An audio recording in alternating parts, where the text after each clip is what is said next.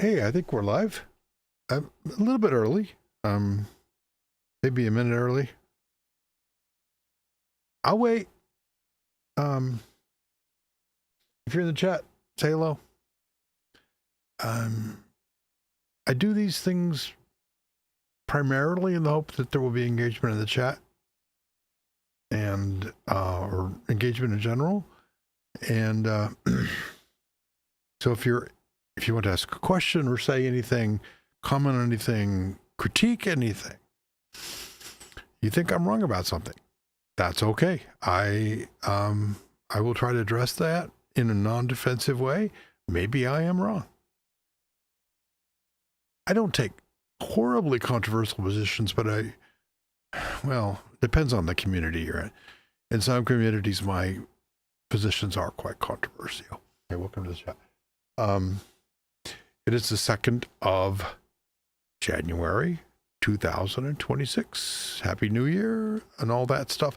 I generally don't enjoy celebrating arbitrary marks on the calendar, including my birthday for that, except that, it's an excuse to have my kids treat me well for a day.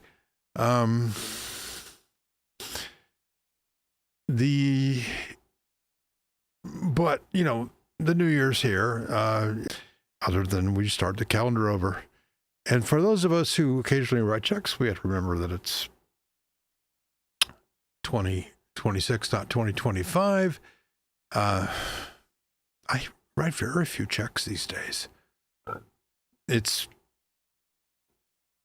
And if you're in this area, I can recommend the gentleman in Burtonsville. Sorry, I'm terrible with names. I can't remember his name. He does a good job. He's very meticulous. I am not a pretty person. He's not going to make me look fashionable or beautiful. He's just going to make me look like I'm not a bum. So, anyway, where are we? Okay, this live stream is about UFOs. Courteous person. He has told me that he's not available this month, but maybe next month or in March.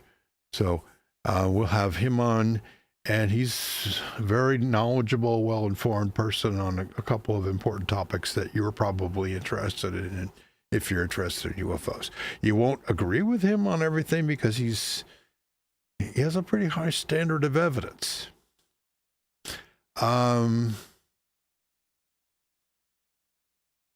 And that, that means automatically that a lot of the famous cases are dismissed because they're not very good. And then there's some, there are controversial cases where you may not dismiss them, but you may say, look, we don't know enough. We just don't know enough. A lot of the famous cases are like that. The information that we do have is not very reliable. Get out of it, because frankly, those cases never lead us anywhere, even though some of them are quite intriguing. Unless there's better data out there that we haven't gotten yet, there's not much we can do. That is why I am trying really hard. I'm not getting there yet, but trying really hard to emphasize on my own research and research of aerial phenomena investigations to emphasize close encounter cases. And this is partly because I myself have experienced a close encounter. And I know what distance. No, we don't know the distance. Close encounters are a different story. Now, Hynek defined a close encounter, which he admitted was fuzzy, at around 500 feet. I would say closer than that, but very few people, like I said, very few people estimate distance even when things are close. So if we can get some evidence that the object seen is within a few hundred feet, or at least there's a good case for that, then we have a close encounter. Now, in a moment, I'm going to talk about a close encounter case that I recently investigated on site, although it was not a fresh one. We've had some really good close encounter cases at API. They are not common. Quite often the witness is credible, reliable. We're not talking about people who just see things all the time, believing is seeing. We're talking about rare events, something that this person has never seen anything like it before, and it's close, really close. That's what we're looking for. The Holy Grail is a close encounter with instrumentation. And even if that instrumentation is just video, that's better than simply the witness's memory. If we are relying on the witness's memory, having very recent contemporaneous documentation is exactly what we want. Give me just a second here to check the chat. Okay. If you're in the chat, say hello, and even if you don't have a question, just say hi. We're not asking for money. We don't need anything like that at the moment. We have enough money to do what we're doing. If you want to give us money, get in touch. But I frankly, I'm not going to ask you to prioritize us over other charities that are really worthy of your monetary contribution. I'll talk more about that in a moment.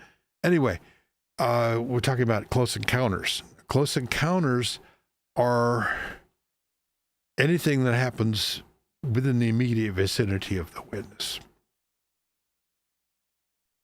If you're not sure your encounter was a close encounter, report it. Please report it anyway.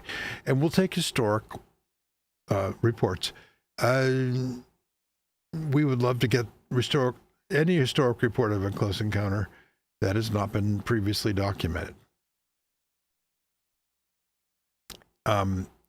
Particularly if it's in the Delmarva area, Delaware, Maryland, Virginia, or even Pennsylvania, Philadelphia, New Jersey, that would be of particular interest because we could do a in-person investigation. Also, Marsha's in Michigan. I don't know that she can get to every place in Michigan, but if she's available, she might be able to stop by there. She's gone as far as Ohio to do on-the-ground investigation. That one was rather disappointing.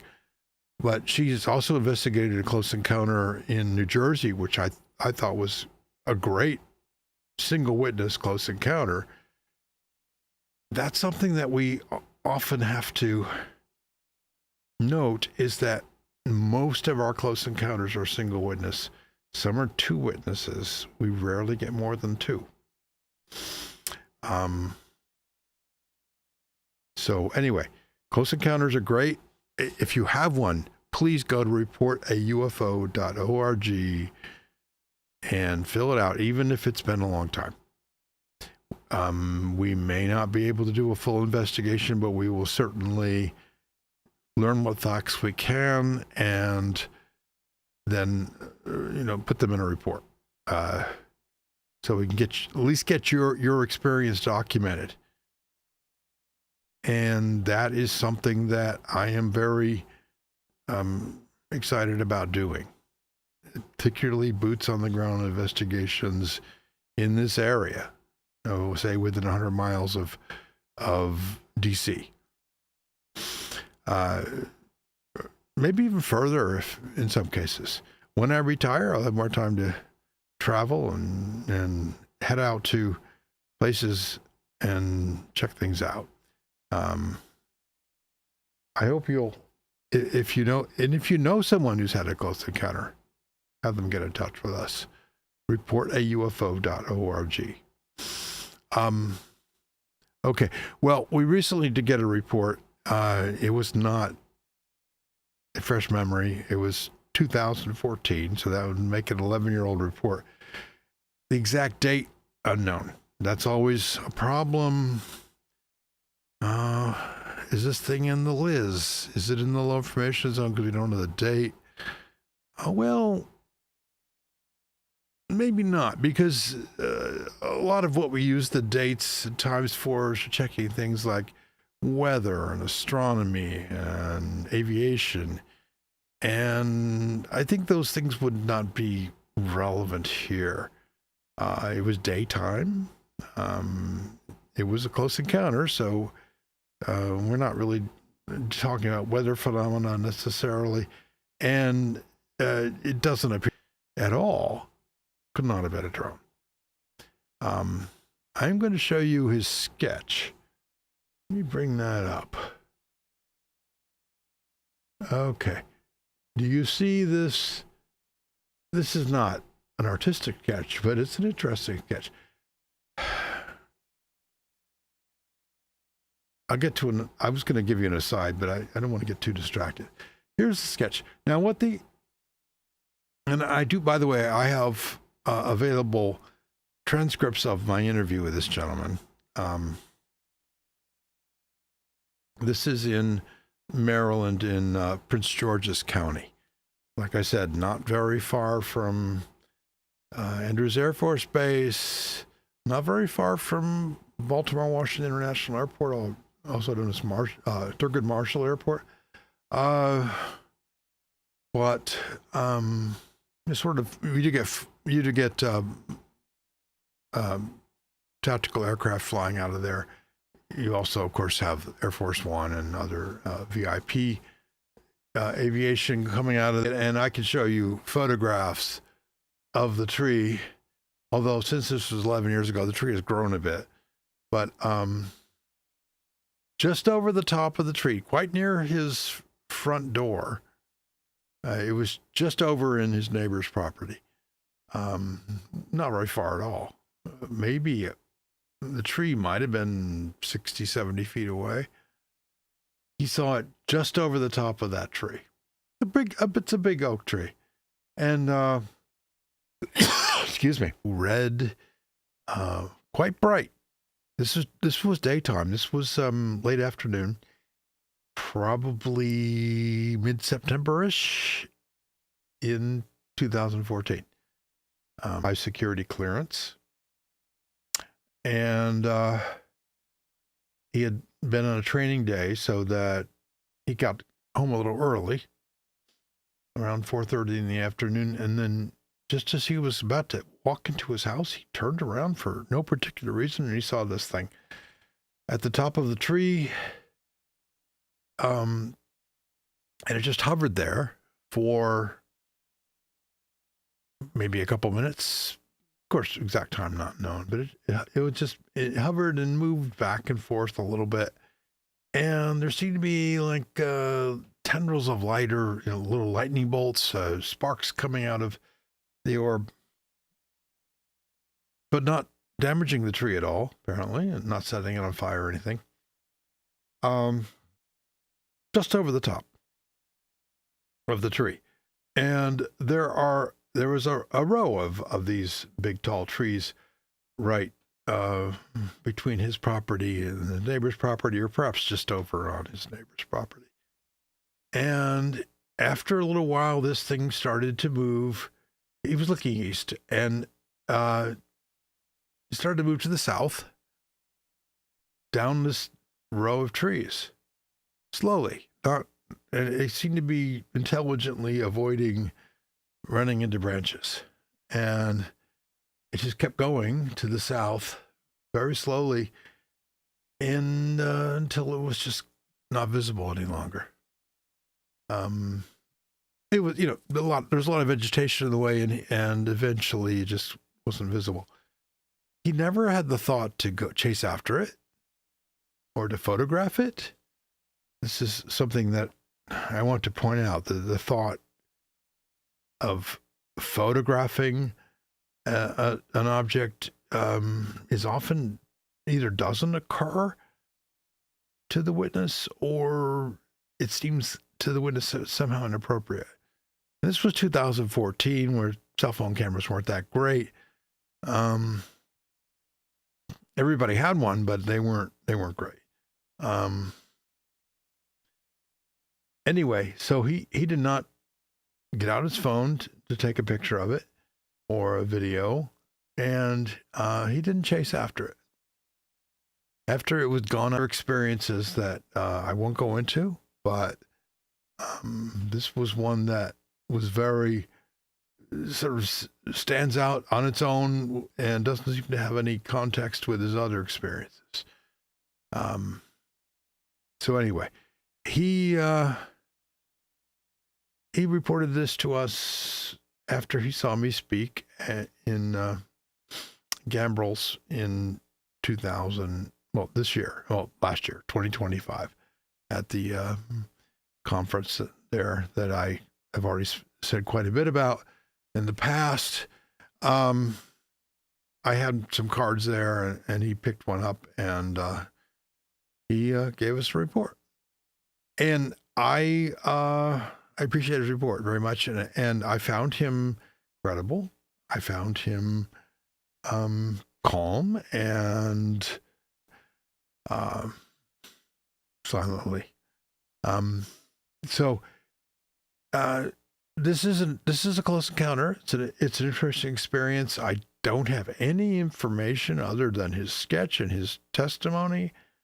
I have so far not found any corroboration. I'm going to keep looking. Just one of those things where it might pop up, but corroboration is really rare.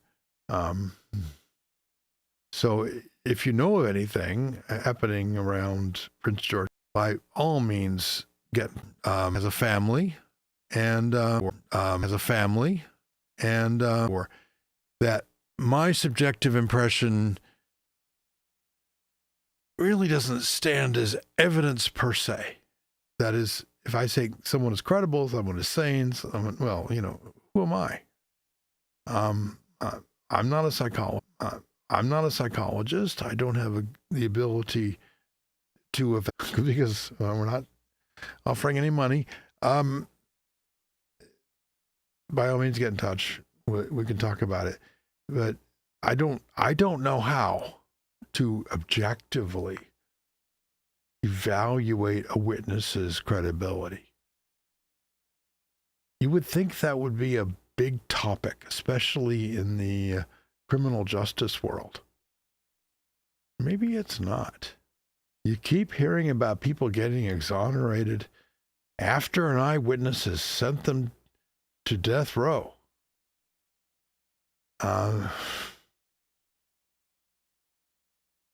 So maybe witness credibility is not something that gets enough attention.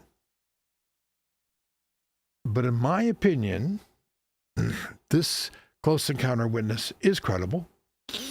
He's telling the truth as best he remembers it. And this happened.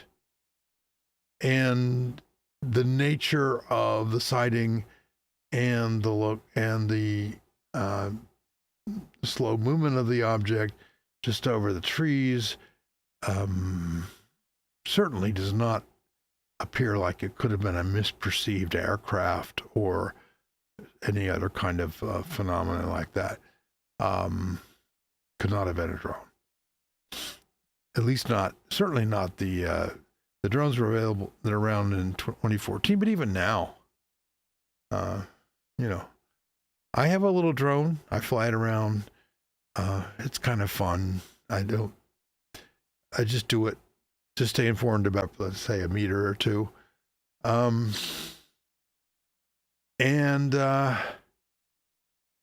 it was close. It was not something that was like a pinprick of light that could have been misperceived. It was daytime. So anyway, good case, but what can we conclude? I don't know that we can conclude a whole lot. And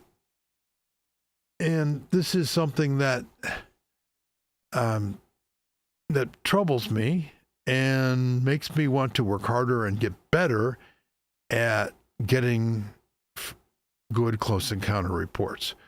A couple of years ago, we had a guy, well, 3 years ago now, I guess, who reported a rather strange sky phenomenon in Colorado, and then much later in the evening, a cylindrical green thing came down from the sky, came almost to the surface of a lake, which was, and the guy was standing near the shore of the lake, and just moved along the lake. That's a close encounter by my definition. And again, no video. I have what I think is credible testimony, but I don't have any information to corroborate it.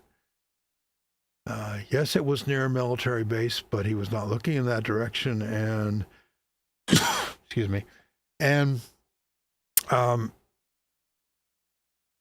what he describes is nothing like a military operation or military vehicle.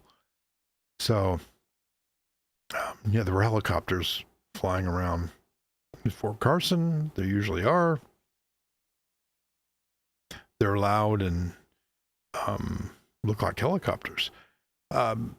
This was not that. So we've had lots of other things like this. The gentleman in New Jersey who saw something very strange, quite very, very close, and a couple in Utah who saw something they estimated was quite close. I don't. That's always a problem when you're dealing with witness distance estimates. But it was certainly, it had a finite size. It wasn't a pinprick, and it came right over them, and they were scared. Well, at least the wife was scared. I don't think we had. I don't know if we had a transcript from the husband, but we'll do a better job next time. So anyway, close encounters are where we're at, and we don't get enough of them. We get, most of the videos we get are little points of light up in the sky.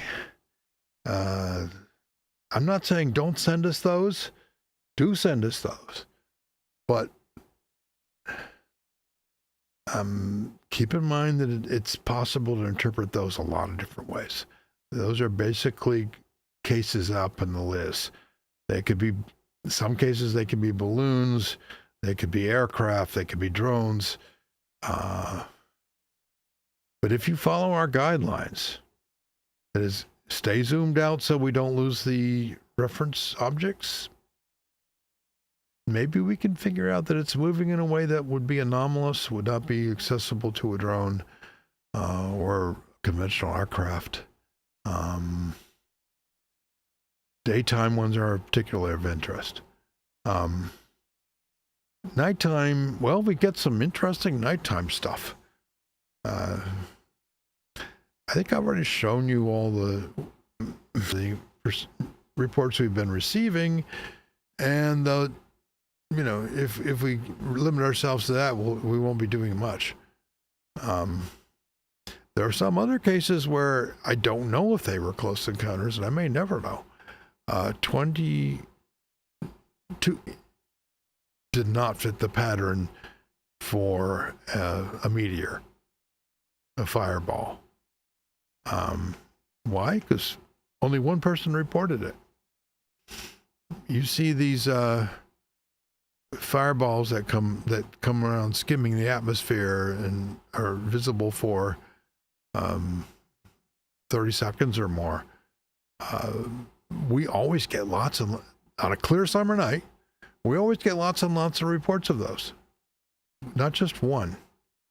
So that's odd.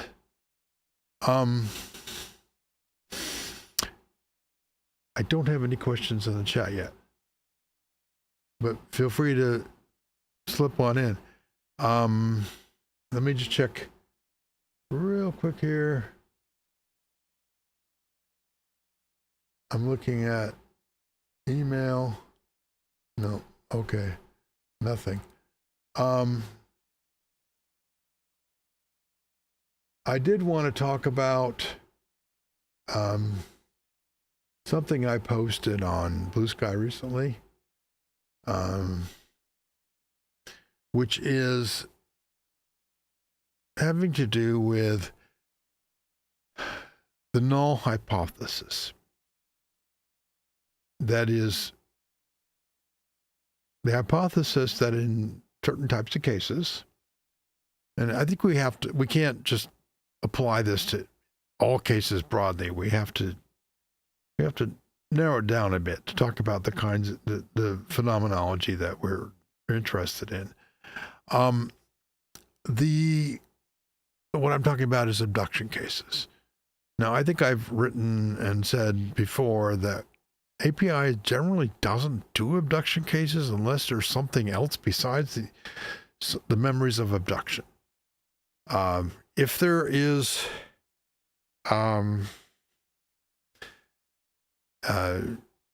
something other than someone says, "Oh, I remember I woke up and I saw little people at the foot of my bed and they carried me away to a spaceship," or something like that. Well, there's lots of cases like that. Generally, we can't do much with it because it's just a memory. If you want to document your memories, you can do that yourself. You don't need us. We don't recommend hypnosis, as we've said before. The case that the abduction cases that we have, very few of them have anything outside those memories. If we have a case like that, we'd be happy to take it on and try to establish what facts we can about the case. But we are not going to hypnotize you, even if we knew how. We wouldn't be willing to do that. We don't think that hypnotic regression results in reliable memories recovery. If you know anything about the satanic panic, which took place in the 80s and 90s in the US, and also I think also in the UK and maybe some other places, fabulize or recovered through some kind of recovered memory therapy, whether hypnosis or something, some other technique. And we know that most of that, probably nearly all of it, was in error. It was wrong. And lives were ruined. People went to prison who didn't deserve to be in prison. Families were destroyed. It was bad. About the same time was when Bud Hopkins' encounters, but at least the close encounters, we have consciously recalled memories. We'll never hypnotize a close encounter witness either.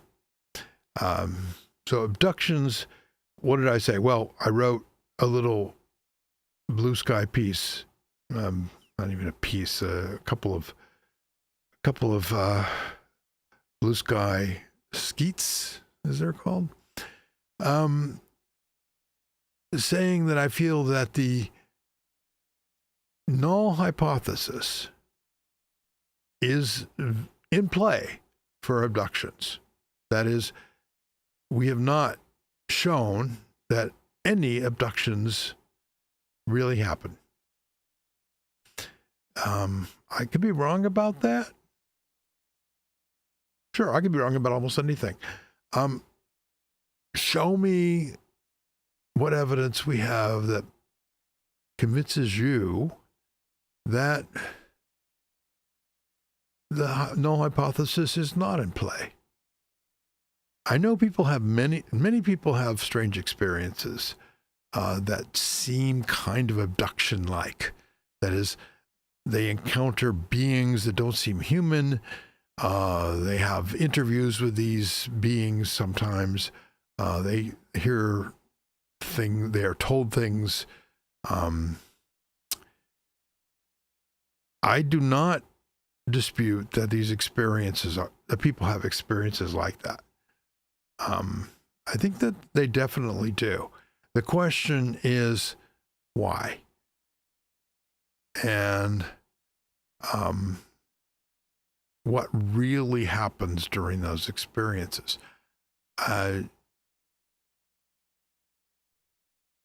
That people remember, and they do remember them. And some people actually struggle emotionally with those experiences. And I don't want to belittle that. And I don't want to pathologize it. That is, I don't want to pretend that it's some kind of mental illness that I'm not qualified to diagnose. No doubt some people are delusional. Some people do hallucinate. Some people are fantasy prone. But I don't think you can just throw things in that bucket and say, okay, well, crazy person, forget about it. Does it mean you have to believe that it literally happened? No, you don't have to believe that. Dream, it may have been sleep paralysis, could have been lots of things, but and it could be something that we don't understand. And I don't want to dismiss things out of hand at all. If you say, well, look, we don't have any supporting evidence, therefore we don't have to continue to pay attention to it, we don't have to change our worldview. I understand that science proceeds by looking at really, really hard evidence. I mean, that's not what really happens in most scientific research, but it's what we'd like to happen, how we think it should happen. And I'm right there with you. But I think maybe we should do a better job of gathering data. So, nevertheless, I think that the hypothesis that nothing physical is happening in the reported alien abduction cases that are out there, that's in play. I'm not saying that's proven or disproven. I'm just saying it's in play. We can't throw out the null hypothesis. And in any given case, we don't throw out the null hypothesis easily or without hesitation. We keep it in play. We should. When we have very solid information that says, look, this can't be just an ordinary event. This can't be a misperception. This can't be a confabulation. Well, that's hard. By the way, that's hard to establish that. And in many cases you can't. Then the null hypothesis has to go take a nap. But until then, it's part of the consideration. So yeah, I would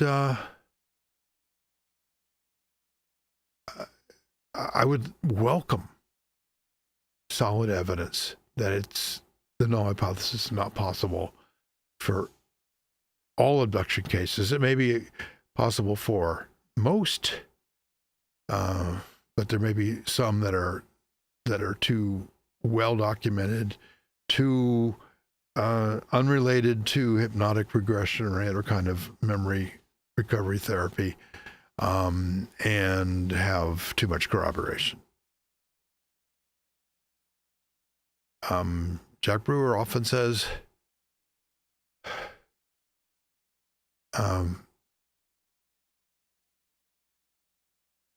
standards of evidence it begins and ends with standards of evidence. And I agree with that. If the standards of evidence are not high enough, there's not much we can talk about. And in the UFO field, the standards of evidence are often quite poor, and the result is that we don't have much to talk about. We can fix that, but the result is going to be that we have many fewer cases to discuss. Are you with me on that? I mean, I'm in favor of it. I love these close encounter cases. I'll talk about them all day, but the reality is most of them, I don't have corroboration. I don't have instrumentation at all, as far as I know. So let's work on that. Let's see if we can make that better, rather than saying, oh, well, yeah, anecdotal evidence, yada, yada, yada. Let's just ignore the whole thing. Anecdotal evidence is an intriguing clue. It's true that you can't reach any hard conclusions from it, but it's also true that doesn't mean you should ignore it. Let's not even call it evidence. Anecdotal indications, anecdotal clues.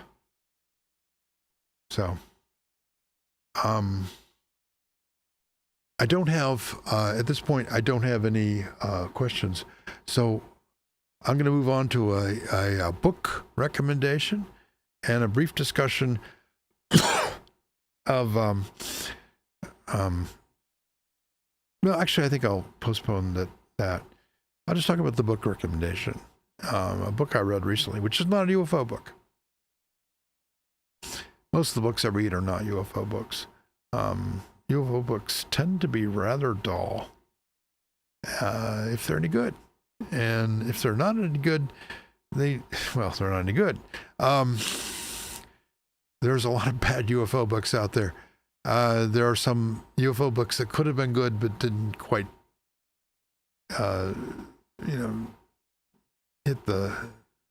tick the boxes. And I think that's not always the author's fault. Sometimes it's the publisher wants entertainment and not information. So anyway, what shall we talk about with this book? Well, this book is called, it's an older book. It came out right around 2001, I believe. It's a nonfiction book that describes events that took place mostly in the 1990s and in the early 2000s. The preface to the book discusses the 9/11 events. And recognizes that many of the things discussed in the book might be related to 9/11 in some indirect way. It's called Them. It's by John Ronson. I recommend it. What Ronson did and still does to a large extent, is he went and spent time with people on the fringes of society and on the fringes of, conspiracy theory, and many people who believe that the world is run by a cabal of elites. And these people included Alex Jones, they included Islamists, they included KKK members, and on and on. I won't give you the whole story of the book, but essentially he goes and meets these people, tries to meet them in a way that's non-confrontational, and get information from them that is their view of things, and not just the official story about what happened and who these folks are. He's not excusing their bigotry or racism. He's just trying to understand it. And so I would think, I think everyone should read this book. I really do. It's fascinating, and it's pretty brief and easy to follow. John Ronson is a treasure. He's done a lot of good work. He is, of course, the author of The Men Who Stare at Goats, and while that book is great, it's by no means the only thing he's ever done. And this is also excellent. And it's almost hard to believe that stuff could have happened. There's a fictional movie called The Men Who Stare at Goats, heavily fictionalized version of the book, leaving a lot of stuff out, putting a lot of stuff in that's not real. The movie's but the book is great. So anyway, it looks like we've been talking about 50 minutes or so. If there are no questions, I'm going to wrap it up. I hope you, if you stuck with me all the way, thank you very much. We don't ask for money. We just ask for engagement and information. If you know anybody, including yourself, who has an experience you'd like to report, even if that experience was a while ago, go to reportaufo.org. We are off most social media, very little on Facebook, hardly at all on Twitter, or whatever they call it now. I call it Twitter. Excuse me. This cold season has not been very good to me. Anyway, if you want to, we are on Blue Sky. So you can look us up there, and you can go to our website at reportaufo.org, and there's lots of information about how you can get in contact with us, reach us, whether you want to report something or just have a question or want to talk to us about some other matter. We are not interested in solicitations or sales. We don't have any money to spend as far as you're concerned. And but we'd love to talk to you and answer your questions and, even engage with your criticisms, critiques, and disagreements. We don't believe that we know everything. We might, in fact, be wrong about some stuff. We will try to bring the receipts when we make an assertion. If we're wrong, tell us. Okay. Well, I think we're going to stop with that. Thank you. We will be back probably the 16th of January. And I don't know that we'll have a special guest then, but I'll try to announce it well in advance if we will. I do believe we'll have one or two coming up in February or March. And I think I may be on some other people's podcasts around that time frame as well. So if you want to have me or Marcia Barnhart or someone else that you don't know how to contact, by all means get in touch. Leave a comment on this video, or you can reach us. I'm also available at reportaufo@protonmail.com. That's reportaufo@protonmail.com. That's encrypted email that is quite secure. You don't have to worry about someone eavesdropping on it if there's something you wanted to talk about that is private. So by all means, and get in touch. See you on Blue Sky. Send us an email. I still believe in email, still works for me. And I'll see you in a couple weeks.